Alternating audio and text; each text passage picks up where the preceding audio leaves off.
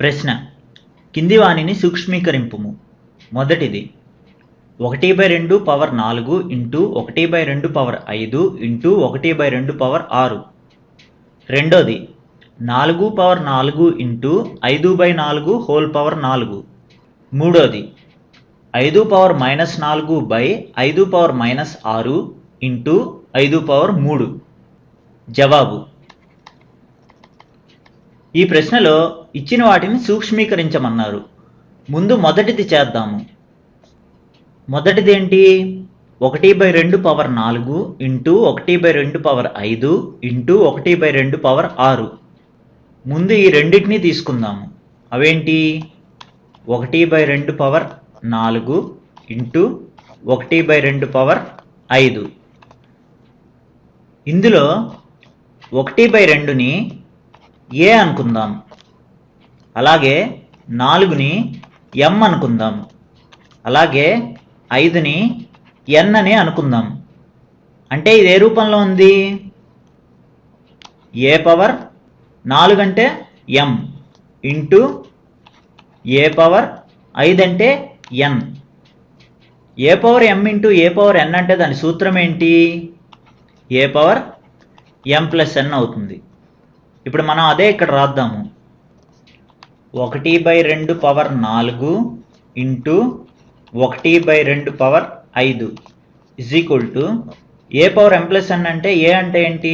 1/2 power m plus n అంటే 4 plus 5 is equal to 1/2 power 4 plus 5 అంటే దాని విలువ 9.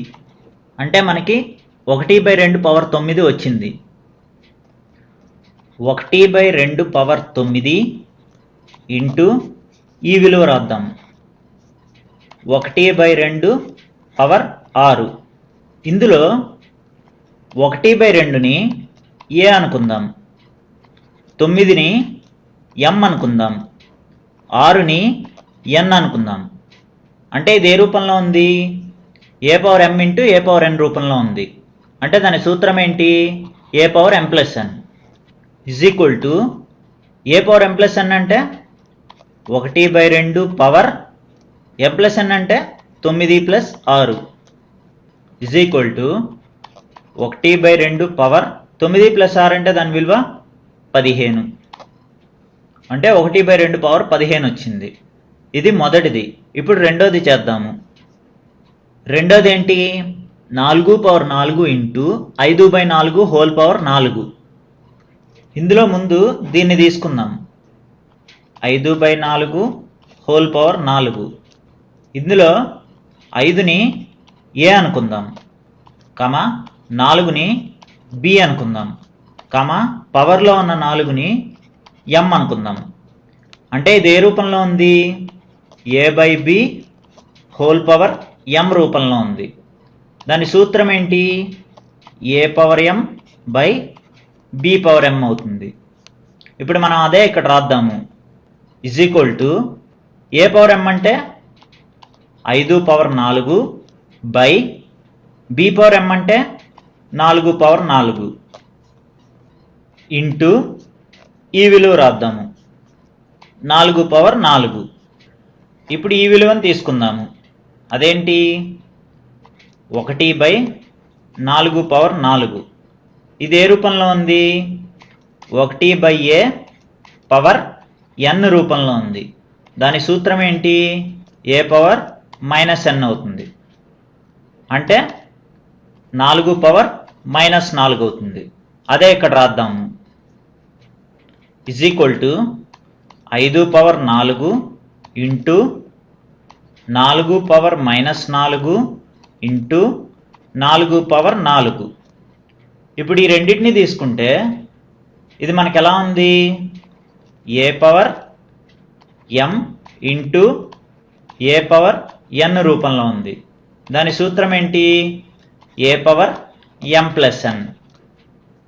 అంటే 4 పవర్ -4 ఇంటూ 4 పవర్ 4. దీని విలువ ఎంత అవుతుంది? 4 పవర్ -4 ప్లస్ 4.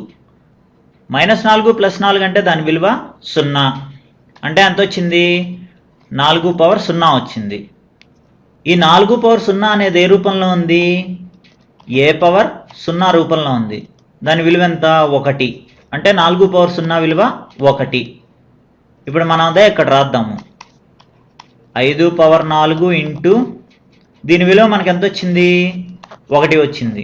1 అంటే 5 పవర్ 4 ఇంటూ 1 అంటే దాని విలువ 5 పవర్ 4.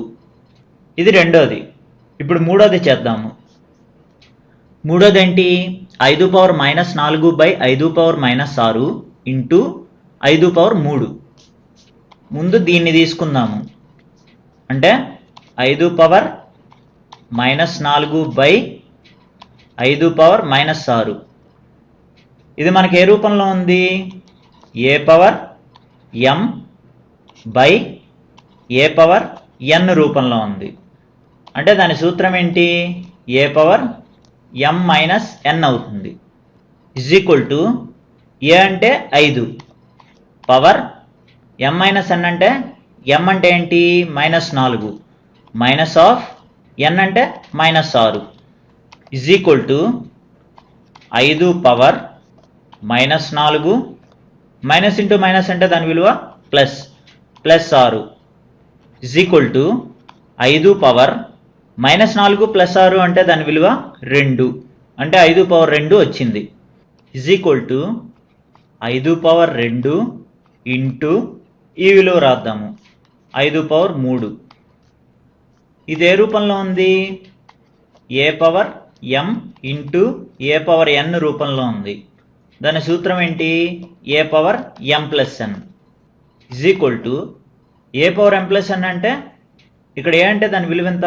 5 పవర్ m అంటే 2 ప్లస్ n అంటే 3 is equal to 5 power 2 plus 3 అంటే దాని విలువ 5 అంటే 5 పవర్ 5 వచ్చింది.